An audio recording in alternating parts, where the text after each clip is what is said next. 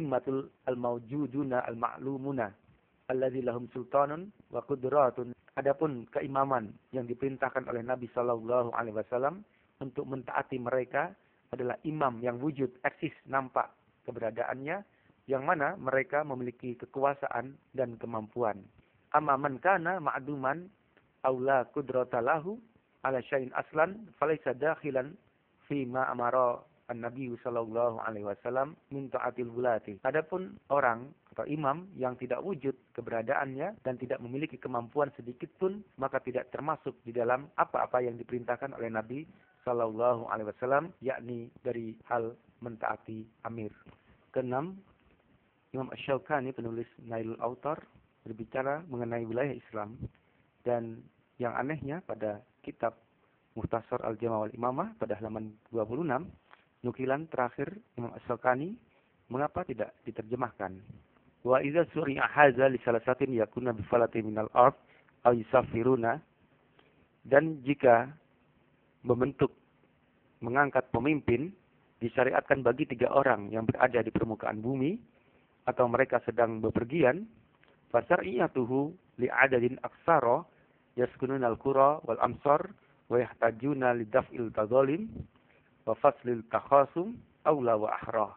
Maka pensyariatannya pun bagi bilangan-bilangan yang banyak di mana mereka manusia bertempat di desa-desa dan di kota-kota, di mana juga mereka membutuhkan atau menghentikan kezaliman-kezaliman dan atau memisahkan pertikaian-pertikaian, tentunya membentuk keimaman itu lebih utama untuk diwujudkan.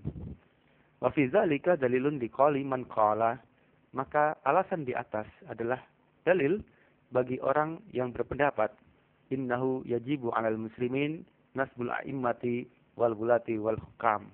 Sesungguhnya lah wajib atas kaum muslimin untuk membentuk keimaman, kedaulatan wilayah dan pemerintahan. Namun selama ini mangkulannya selalu diplesetkan pada makna yang tidak sambung atau tidak menyambung, yaitu al-a'immati wal wulati wal hukami diartikan al-immati keimaman, wal wulati kepengaturan, dan wal hukami yaitu juru hukum. Kemudian selanjutnya adalah Imam Haramain Abdul Ma'ali Al-Juwaini di dalam kitabnya Hiyasul Umam fi Tiyasil Zulmi. Al-Babul Awal, bab pertama, bi ma'nal imamah wa wujubin nasbil a'immah wa qadatil ummah, tentang makna keimaman, kewajiban mendirikan keimaman serta kepemimpinan umat. Al-imamatu riyasatu tammah wa zu'amatun amah tata'allaku bi khassati wal ammah fi muhimmatid din wad dunya. Keimaman adalah kepemimpinan yang sempurna dan pemimpin yang bersifat umum, baik berkenaan dengan hal yang khusus maupun yang umum di dalam hal urusan kepentingan agama dan dunia. Mutazamminuha hifdzul hauzah wa ri'ayatur ra'yah wa iqamatud da'wah bil hujjati was saif. Termasuk di dalamnya adalah menjaga kepemilikan dari perampasan dan mengurus rakyat, menegakkan dakwah baik dengan hujjah maupun dengan pedangnya.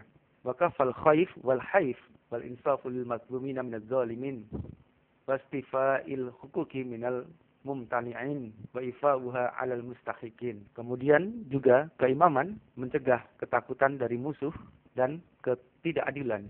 Kemudian memberikan keadilan bagi yang teraniaya dari yang penganiaya, mengumpulkan hak-hak dari orang yang mencegah, misalnya zakat dan lainnya, dan memberikannya, mengembalikannya kepada orang-orang yang berhak untuk menerimanya. Kemudian selanjutnya adalah Imam Al-Qurtubi dengan kitab Al-Jami'u lil Ahkamil Quran. Wa qala Al-Qurtubi mubinan maksudil imamah. Berkata Imam Qurtubi menjelaskan tentang maksud tujuan didirikannya keimaman. Wal imamatu mansibun lidaf'il aduwi wa himayatil baiza wa suddil khalal wa istikhraji al-huquqi wa iqamatil hudud wa hibayatil amwal li baitil muslimin wa qismatuha ala ahliha. Tafsir Al-Qurtubi juz 1 halaman 271. Dan berkata Imam Al-Qurtubi menjelaskan maksud tentang keimaman, dan keimaman didirikan untuk menolak musuh dan menjaga wilayah, mencegah keguncangan, mengeluarkan hak-hak, menegakkan hudud, mengumpulkan harta baitul muslimin, dan membagikannya kepada ahlinya, yakni orang-orang yang berhak untuk menerimanya. Kemudian Imam As-Suyuti, penulis kitab Tarikhul Khulafa. Kalau kita membaca kitab tersebut, maka dalamnya membahas tentang sejarah Khalifah Rasyidin, kemudian dinasti Bani Umayyah, dan dinasti Bani Abbasiyah, yang mana mereka semua berkuasa dalam keamirannya. Dan bagi mereka yang tidak berkuasa, maka keamirannya tidaklah dianggap. Kemudian Dr. Abdul Qasim Al-Bashali, penulis kitab Al-Bai'ah Ahkamuha wa Mazamin, pada halaman 12. Dalam hal ini saya belum mendapatkan kitabnya. Wallahu a'lam bishawab. Namun secara umum, semua pembicaraan mereka tentang amir adalah amir yang berkuasa. Dan kalau dirinci di sini, maka tulisan ini bisa beratus-ratus halaman. Intinya, benarlah pernyataan murid Syekh Al-Albani, yakni Syekh Ali Hasan Al-Halabi, di dalam kitabnya Al-Bai'ah Baina Sunnah wal Bid'ah Inda Jama'atil Islamiyah.